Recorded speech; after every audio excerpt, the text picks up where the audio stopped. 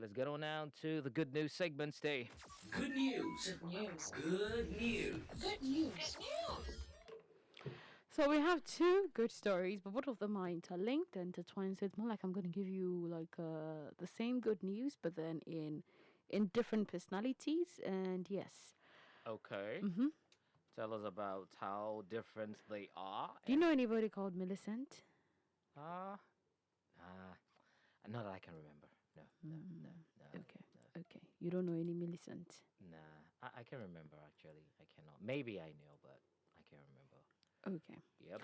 Well, today both stories are actually about two Millicents. Okay. Yes, two Millicents. And then both of them are working towards clean energy. Not in the same space, though, in a different space. Okay. All right. Well, the first one was actually compelled into the workspace of like clean energy and all that due to her situation, her circumstance, the fact that, she had to rely solely on her husband for money for food, for money for the children, for the upkeep of the house, everything. And it was exceptionally hard for her the days the man didn't have money. She felt bad because, that means once he has the power, he does everything. If he doesn't have money, that means they can't eat. The children can't go to school. So then they were in a terrible place. And she couldn't actually even get a stable job for herself. And she happens to be a mother of 6. 6 children. Woo! Okay. Why are you shouting like that? It's not a joke. I know someone who has just 2 kids, and it's a trouble for both kids to go to school. Do you know why? Because they have one school uniform. That's a problem. Yes. Is that bad? I felt so sad a couple of days back when they told me about it. So we had to do. So you intervened? Well, what would I have to do? I mean, this is a very bad situation, and I mean, in as much as I was so angry at the parents, the anger is not their fault. You just had to do what you got to do. But that's the thing. That's the first aid. That's what I can do. I don't know what they will do later. So 6 kids is not a joke. No, it's not. It's not, especially when there's only one source of income from the whole household. So she tried so many times to get a stable job. She couldn't get it. And she actually used something that was relative to her. Okay. She cooks every day for the family. And they're eating. And from charcoal to firewood. And, sometimes you use your mouth to do... Yeah. Especially if it's the firewood. You have to do... so that it lights up. That kind of a thing. And she realized it wasn't good for her health. She's always inhaling should I call it fumes? Cause they are dangerous. toxic, So, yeah. And she realized, no, something could be done. Well, good for her, unfortunately for her, she got training in 2008, and then she decided to embark on a clean cooking energy campaign. Not just that, but she also learned how to install improved cooking stoves that do not affect the health of the users in homes. Nice. Very, very So now she started installing them in her community.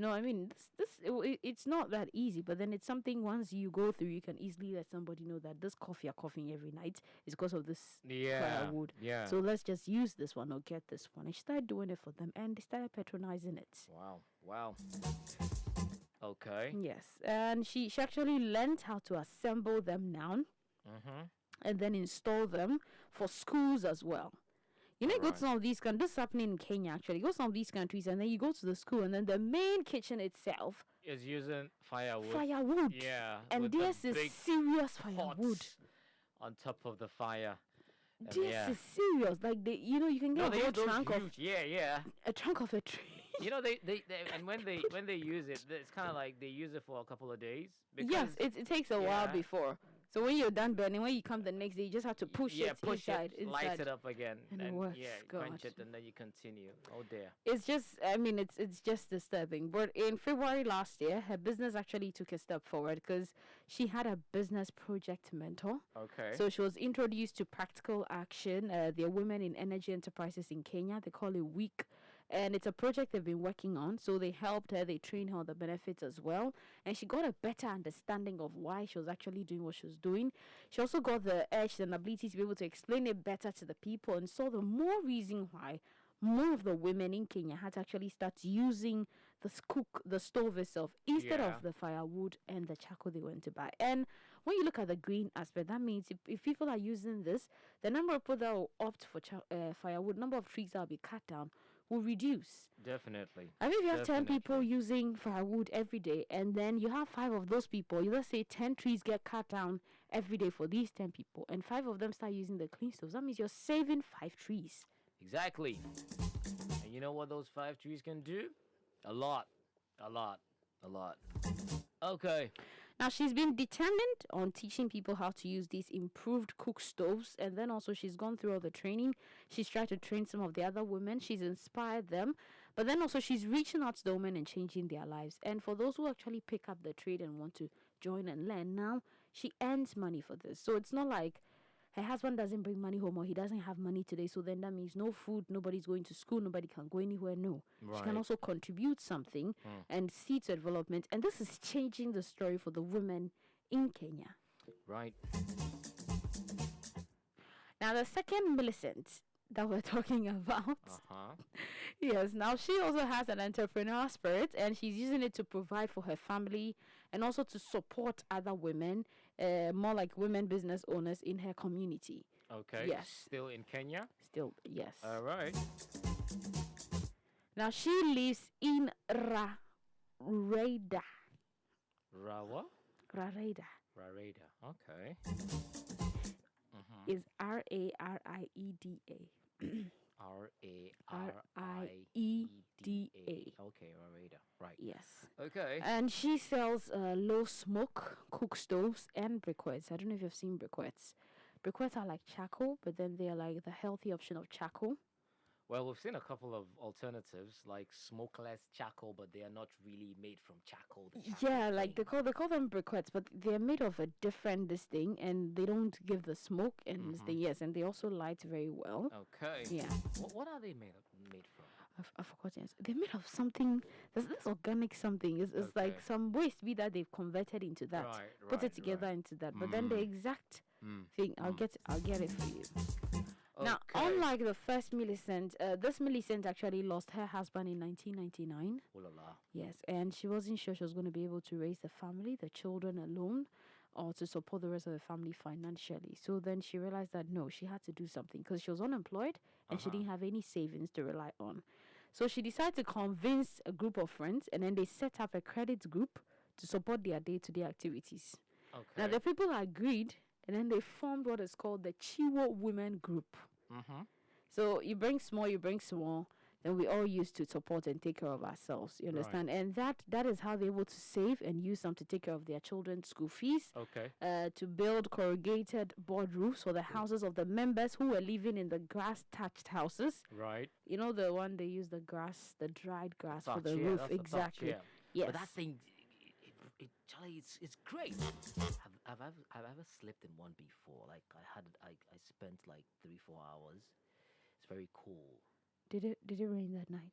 No, when it rains, it doesn't. Yeah, but depending on how they do. But you know the thing with the tree, the When it rains, slight it thing with just- that it is just- because it's dry touch. Any light or fire, Ah, yeah, that's a disadvantage to that. You're Yeah, in that's trouble. the thing. Yeah. because alright. immediately gets the whole roof. Yeah. Everything will burn down.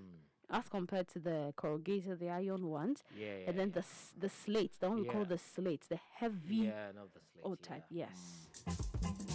Okay. Well, they were gradually saving and working, and fortunately for them, the Ministry of Agriculture in the Siaya County in Kenya actually recognized their efforts and decided that, fine, look, we can connect you to a group of women who can teach you how to do clean energy, who can improve your skills so that you can be able to have enough money to take for yourself. Because this credit you're doing is going to keep you for some time.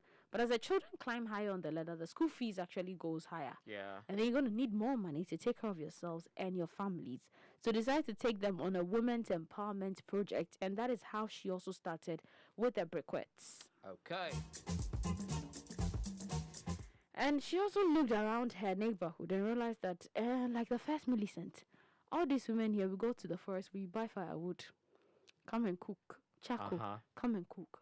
Cooking is something I don't think will ever stop Right. because people will not stop eating. Mm-hmm. So we're always going to cook, and people are using unhealthy meats. First, they didn't know it was unhealthy, but when they were taught at the training, they were shown the health hazards involved with the smoke and everything they keep, inhaling every day as they cook with the firewood and the charcoal. Then they realized, no, they had to look for a healthy alternative and work towards. So that's when she started doing the briquettes. She went through the training process and all of that. And when it happens like that too, now you have less trees being cut down.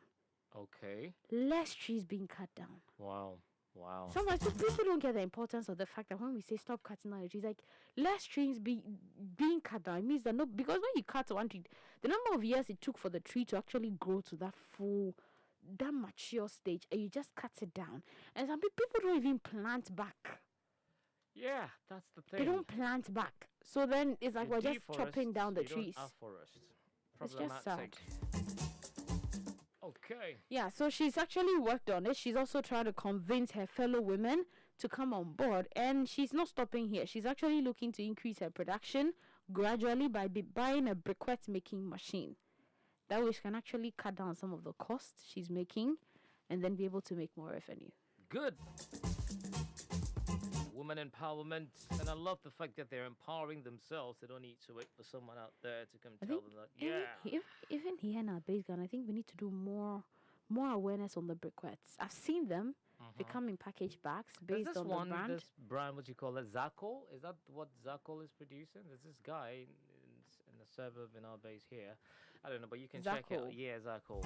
Like smokeless, and it's kind of like, I don't know what they produce that from. I don't know if it's the back of the waste products the coconut? of coconut. Yes, I don't know. Yeah, I think that's the one.